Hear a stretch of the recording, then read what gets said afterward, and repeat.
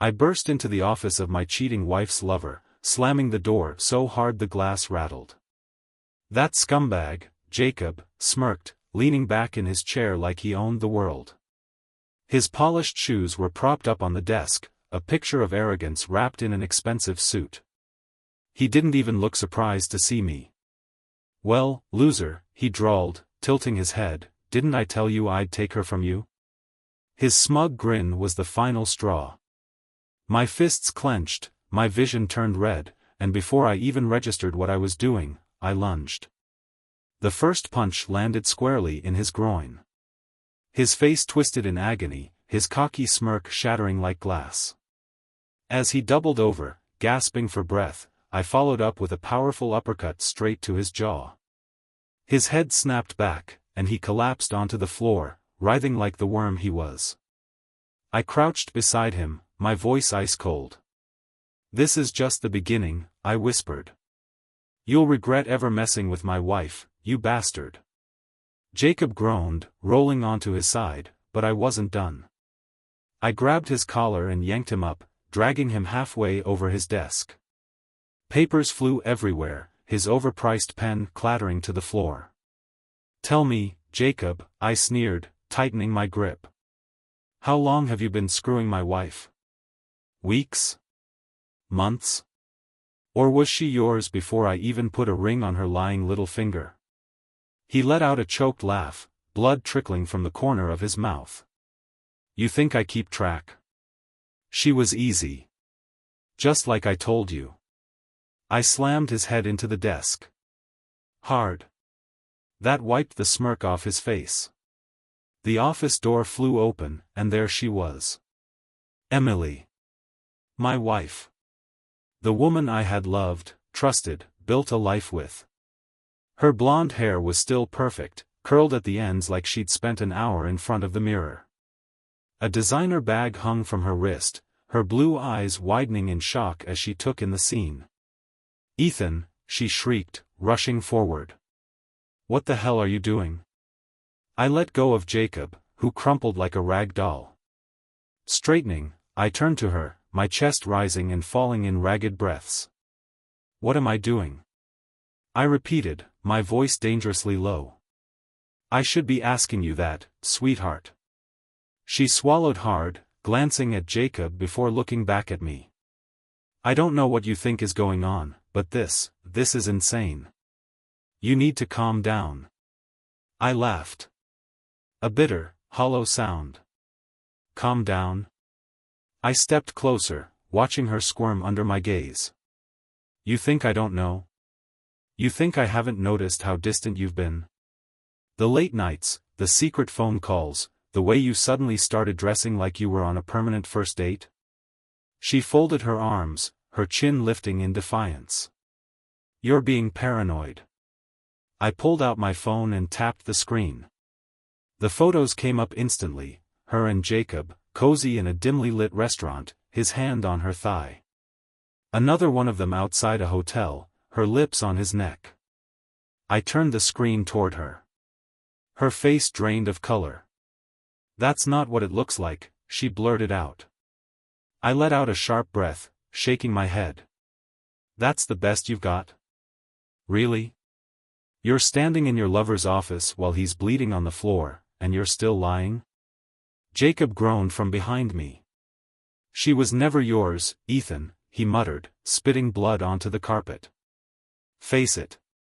Something inside me snapped.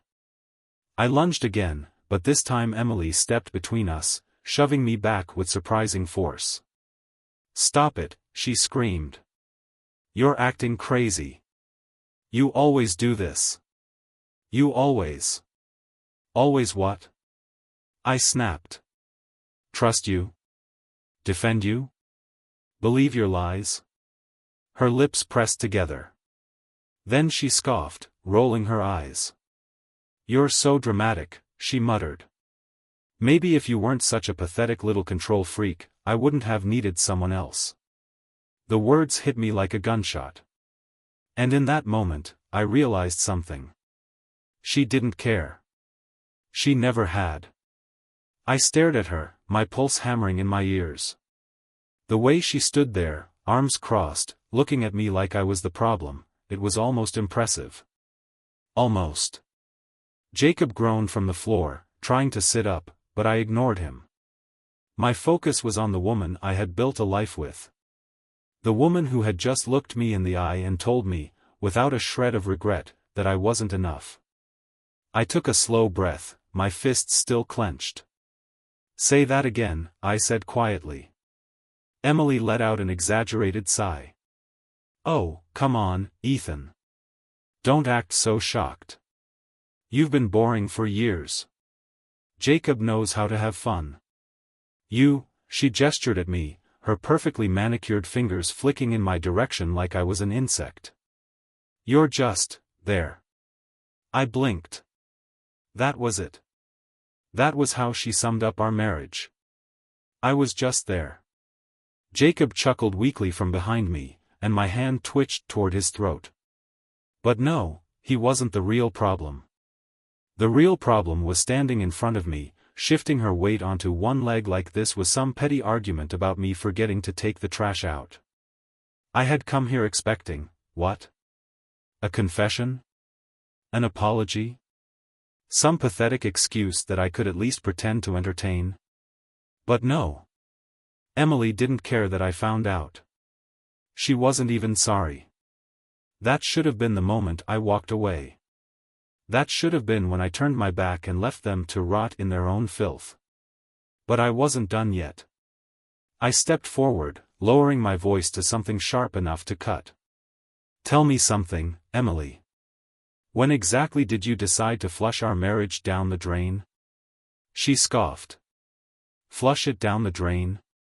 Don't be so dramatic. It was already dying. You were suffocating me." "Suffocating you?" I repeated, incredulous. "By what? Being faithful? Loving you? Taking care of every little thing while you were out playing house with him?" I jabbed a finger toward Jacob, who flinched. Emily rolled her eyes again. "God, you sound like a soap opera." I laughed. Actually laughed. A sharp, humorless sound that bounced off the office walls. "You're unbelievable," I muttered. Jacob groaned again.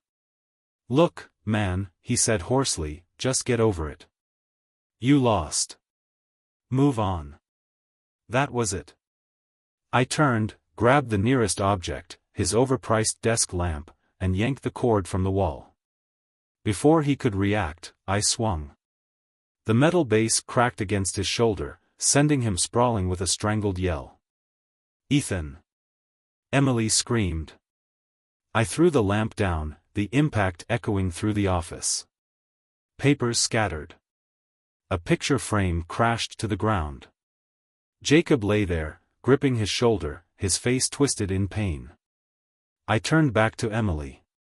"You think this is funny? A joke?" I stepped closer, watching her step back. "I gave you everything. And you threw it away for this?" Her lips curled. "You were boring." Something in me stilled. There it was. The final, ugly truth. Not that she fell out of love. Not that she was unhappy. Not that I had done something unforgivable.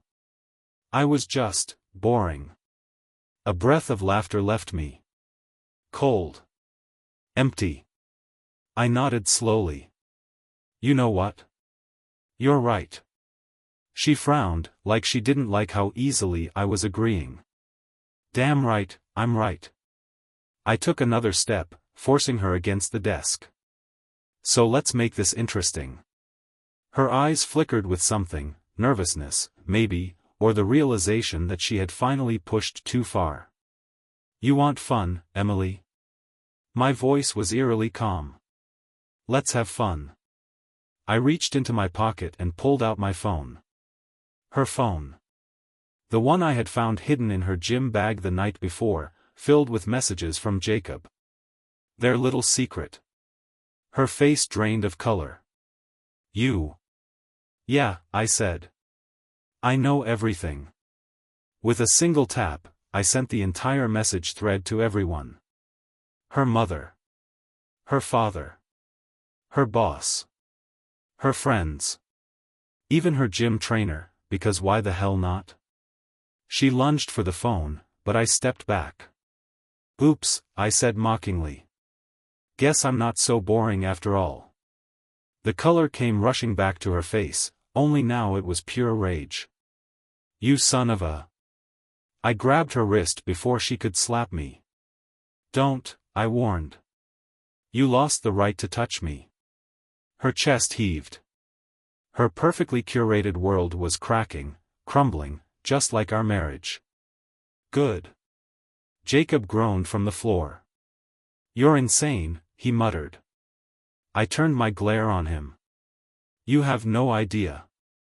Emily looked between us, her panic setting in. She spun toward Jacob. Do something. What the hell do you want me to do? He snapped, still clutching his shoulder. I took one last look at both of them. Pathetic. I straightened my jacket, adjusting my cuffs like nothing had happened. Enjoy your new life together, I said, my voice dripping with sarcasm. I'm sure it'll be so much fun. Then, without another word, I turned and walked out, leaving them behind in their own mess. The cold night air hit me like a slap as I stepped out of the office building, my heart still hammering in my chest. My hands were shaking, not from fear, not from regret, but from the sheer rage still coursing through my veins. I had done it. I had walked away. But it wasn't over. Not yet. As I made my way to my car, my phone vibrated. A message. Emily. You ruined everything, you bastard. I stared at the screen, a slow smirk creeping onto my lips. No, sweetheart, I thought. You did that all by yourself. I slid into the driver's seat and started the engine, gripping the wheel so tightly my knuckles turned white. The city lights blurred as I drove, my mind a storm of thoughts. What now? Divorce? Definitely. But not just any divorce. She wanted fun. Let's make it messy. I was halfway home when another thought hit me. Emily hadn't seemed heartbroken. She hadn't even looked guilty. No, she was furious. Furious that I had exposed her. Furious that I hadn't played the pathetic, heartbroken husband role. That meant one thing. She wasn't done. And I had no intention of letting her strike first. I pulled into the driveway, my house suddenly feeling like unfamiliar territory. Our house. No. Not ours anymore. Mine. And soon, it wouldn't even be that. I was done living in a place built on lies. Inside, the silence was deafening. I walked through the living room, my eyes scanning the photos on the walls, our wedding picture, vacations, fake memories of a fake life. My stomach twisted in disgust. I ripped the largest one off the wall and threw it to the floor, the glass shattering on impact. Good. I headed straight to the bedroom. The scent of her perfume still clung to the sheets, a reminder of the woman who had spent the last year sneaking around behind my back. I grabbed a suitcase from the closet and yanked it open, throwing in whatever I could grab, clothes, my laptop, my documents. I wasn't staying here. As I zipped up the suitcase, my phone vibrated again. A call this time. Emily. I let it ring. Seconds later, a voicemail popped up. I pressed play, her voice coming through the speaker, sharp, venomous. Listen, you little s*******. You think you can humiliate me? Ruin my life? You have no idea who you're messing with. A sharp inhale. Then, a low, taunting laugh. You should have just stayed the pathetic little husband. Now you're going to regret this. The message ended. I stared at my phone, a slow, cold realization settling over me. She wasn't backing down. Fine. Neither was I. I grabbed my keys and walked back out, locking the door behind me. I wasn't going to spend another second under that roof. But as I reached my car, something felt off. A shadow moved near the corner of the driveway. I turned sharply, my instincts flaring. Who's there? Silence. Then, tires screeching. I spun just in time to see headlights cutting through the darkness, a car speeding straight toward me. I barely had time to react. I lunged to the side, hitting the pavement hard as the car tore past, missing me by inches. My heart pounded as I scrambled to my feet, just in time to catch the license plate. Emily's car. My breath came in ragged gasps as I stared down the street, watching the taillights disappear into the night. She had actually tried to run me down. A slow grin spread across my face, adrenaline drowning out the pain in my shoulder from the fall. This just got interesting. She wanted war. She was about to get one. I stood there, heart hammering, breath fogging in the cold night air, watching Emily's taillights vanish. She had actually tried to run me down. Not a mistake. Not a coincidence. She saw me. She aimed. She hit the gas. And she missed. My lips curled. Sloppy, Emily. I dusted myself off, my shoulder aching from the fall, but the pain barely registered. My mind was already racing. This wasn't just an affair anymore. This was war. And I was done playing fair. I walked back to my car, my pulse steady now, my thoughts clear. If she wanted to go nuclear, I'd make sure she burned first. I pulled out my phone. Dialed. A groggy voice answered on the third ring. Ethan? What the hell, man? It's almost midnight. Josh, I said calmly. I need a favor. My best friend sighed. Jesus, what now? I opened the driver's side door, slid in, and started the engine. I need your contacts. The divorce ones. A pause. Then, suddenly, he was wide awake. Wait. Now? She tried to run me over, I said, like I was discussing the weather. Silence. Then, where are you? Heading to the office, I said. I'll meet you there. I hung up, tossed the phone onto the passenger seat, and pulled out of the driveway. The city blurred past as I drove, the streets empty at this hour. The rage had settled into something sharper now. Cold. Calculated. Emily had always thought she was the smartest one in the room. That she could manipulate, lie, cheat, and come out on top. She had no idea who she was dealing with. By the time I reached Josh's downtown office, he was already there, leaning against his car, still in sweatpants and a hoodie, but awake, alert. His face darkened when he saw me. She really? Yeah, I said simply. Josh exhaled, shaking his head. That's not just cheating, man. That's attempted murder. I nodded. Which is why I need to move fast. We stepped inside, and Josh flicked on the lights. His office was a mess of legal paperwork, case files stacked on every surface. He was a corporate lawyer, but he knew people. The right people. He dropped into his chair and gestured for me to sit. Okay, tell me everything. So I did. The affair. The confrontation. The voicemail. The car.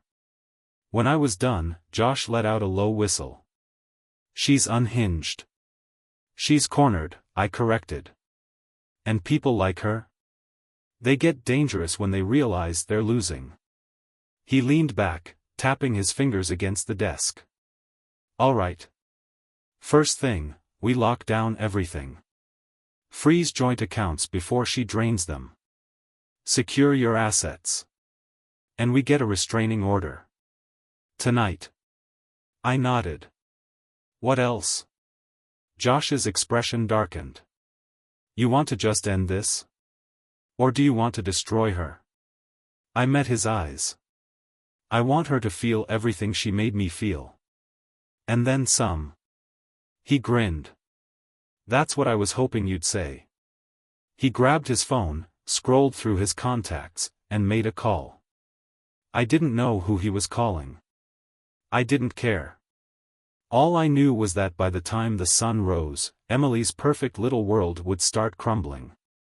And I'd be the one holding the sledgehammer. Josh hung up. Okay. A private investigator will be on her by morning. We'll find out everything. If she's hiding money, if she's cheated before, if she's got anything else to lose. I exhaled slowly. Good. And Ethan? I looked up. Josh smirked. Buckle up. This is gonna get ugly. I smiled. A slow, dangerous smile. Perfect. The sun was barely creeping over the skyline when my phone buzzed. Unknown number. I answered. A deep voice, clipped and professional. Mr. Carter, my name is Vincent. Your friend Josh hired me. You'll want to hear what I found. I sat up straighter in my car seat, the stiffness in my muscles barely registering. I hadn't gone home. After leaving Josh's office, I parked in an empty lot, needing time to think. But now? Now, I was ready. Talk to me. A rustling of papers. Your wife has been busy. This isn't her first affair. I closed my eyes for half a second. I should have been surprised. I wasn't. How many? 4. That I could confirm. A slow exhale. Names. Vincent didn't hesitate. Jacob, obviously. But before him? A guy named Daniel, back in 2021. Some fitness trainer named Kyle last summer. And one more, hold on to your seat for this one, her boss, Mark Reynolds. I almost laughed. Not because it was funny, but because it was so predictable. Emily had always been a social climber, a woman who traded love for convenience. And I'd been the biggest fool of them all, thinking I was the one thing she wouldn't throw away. Anything else? Yeah, Vincent said, his tone shifting. Your wife has been making some very questionable financial moves. I leaned forward. Explain. She's been siphoning money from your accounts for months. Small withdrawals at first, thousands here and there. But recently? She moved a lot more. Into an account under her maiden name. That was when the last puzzle piece clicked into place. Emily had never planned to stay. She had been preparing to leave me, on her terms. Probably right after she milked me for everything I had. The only thing she hadn't counted on. Me finding out first. A slow grin spread across my face. Vincent, how fast can you get me proof of all of this? It's already in your inbox. I checked my email. Documents, bank records, transaction screenshots, timestamps. A full-blown dossier of betrayal. I almost felt sorry for her. Almost. I hung up and called Josh. He answered immediately. Tell me something good. Emily's been cheating longer than we thought. 4 men. One of them her boss. A low whistle. Damn. And she's been stealing from me. Silence. Then, oh, we're burying her. I smirked. Exactly. 30 minutes later, I walked into a bank, restraining order paperwork in hand, and froze our accounts. Every last dollar she thought she had. Gone. Then I went to her office. She wasn't there yet, but he was. Mark Reynolds, her boss. A sleek, middle-aged executive with the face of a man who thought he was untouchable. I strode past his assistant, ignoring her protests, and barged into his office. He looked up, startled. Mr. Carter, what? I tossed a stack of documents onto his desk. Thought you'd want to see what your favorite employee has been up to. His face went pale as he flipped through the pages. This is solid proof, I interrupted. Emily's been siphoning company funds, too. Oh, did I forget to mention that part? You really should do background checks on the people you sleep with, Mark. He swallowed. Listen, Here's what's going to happen, I said, leaning in. You're going to fire Emily. Publicly. Right now. No severance, no benefits. You'll do it in front of everyone. Mark's jaw clenched. And if I don't? I smiled, pulling out my phone. Then I send these files to your entire board of directors. Let's see who gets fired first. A long silence. Then, through gritted teeth. You son of a b***********. I shrugged. Takes one to know one. 15 minutes later, I stood outside the office as security escorted Emily out of the building, her face twisted in pure rage. She spotted me and lunged, but the guards held her back. You piece of s*******, she shrieked. You think you can do this to me? I stepped closer, lowering my voice so only she could hear. I already did. Her eyes burned with fury. I'll ruin you. I laughed. You tried. Now it's my turn. I turned and walked away, leaving her screaming my name like a curse. Emily wasn't done. Of course she wasn't. I knew her better than anyone, better than those idiots she fooled around with, better than even her own family. She was a snake backed into a corner, and a snake doesn't go down without striking. So I waited. And right on cue, 3 nights later, she showed up at my door. I had been expecting it, sitting in my darkened living room, a glass of whiskey in one hand, my phone in the other. When the banging started, I didn't even flinch. Ethan. Open this door. I took my time. Finished my drink. Stretched. Then, finally, I opened it. She was a mess. Smudged mascara, hair in tangles, still in the same dress she had been wearing in that video of her screaming in the office parking lot. The video that went everywhere. I lost my job, she spat. Because of you. I leaned against the doorframe. You lost your job because you're a lying, cheating, money-stealing snake. I just made sure everyone else knew it, too. Her lip curled.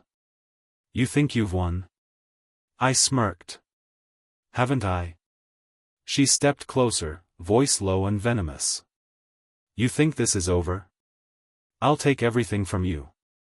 I almost felt bad for her. Almost. Emily, I said, sighing dramatically, you don't have anything left to take. She scoffed, rolling her eyes. You're an idiot. You don't think I have a backup plan? And then she smiled. That wicked, I've got an ace up my sleeve smile. I let her have her moment. Let her think she had something. Then I stepped aside, revealing the woman sitting on my couch. Emily froze. Her mother looked up from her tea, eyes cold and disappointed. Hello, Emily. For the first time that night, I saw real fear in Emily's eyes. What the hell is she doing here? She whispered. I smiled. Oh, didn't you know? Your mother came to me. Emily's jaw clenched. Bull ********. I crossed my arms. Really? Because when she saw that video, when she saw what you had done, when she realized her perfect daughter was nothing but a 2-bit con artist who blew up her own marriage, she called me. Emily's eyes darted to her mother, who set her cup down carefully. I raised you better than this, her mother said, voice like steel. You disgust me. Emily swallowed. Mom. I took your name off my will. Emily staggered back like she had been shot. You, what? Her mother stood, smoothing out her skirt. You heard me. You can't do that. I did. Emily turned to me, eyes wild, desperate. You planned this. You turned my own mother against me? I laughed. You did that all by yourself, sweetheart. She stood there, breathing hard, eyes darting between us, searching for an out. But there wasn't one. She was finished. Completely. Utterly. Finished. Her mother walked past her, pausing only to say, "Find somewhere else to stay." And then she was gone. I turned back to Emily. She was shaking now. You. Me, I said, stepping closer. This is what happens when you think you're untouchable. When you think you can lie, cheat, and steal without consequences. I leaned in, voice a whisper. You wanted war. You got one. And you lost. Her eyes burned with pure, unfiltered hate. I grinned. Now get the hell off my property. She hesitated. 1 second. 2. Then she turned on her heel and walked away. I watched her go, the woman I had once loved, the woman who had tried to destroy me. And when she finally disappeared into the night, I closed the door. Locked it. And poured myself another drink. This time, it tasted like victory.